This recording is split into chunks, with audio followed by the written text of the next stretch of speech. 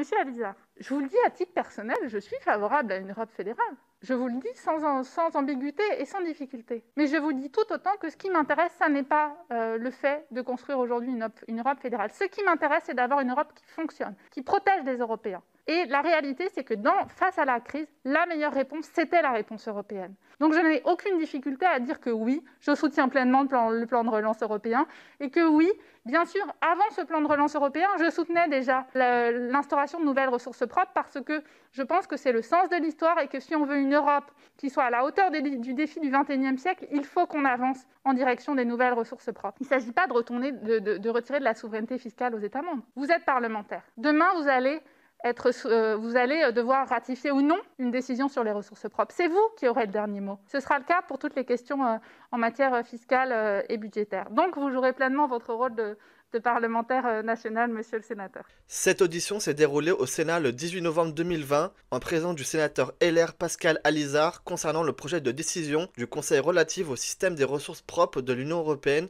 pour la période 2021-2027. Madame Valérie Ayer est favorable à une Europe fédérale, mais en même temps, elle nous parle de souveraineté fiscale, ce qui est totalement en contradiction avec le plan de relance européen visant à relancer l'économie européenne post-Covid. Un plan de relance exige des contreparties des États membres bénéficiaires, ce qui implique une perte partielle de souveraineté. Je vous invite à regarder ma vidéo précédente qui porte sur Guillaume Bigot dans Face à l'info, où il explique les conséquences d'une Europe fédérale.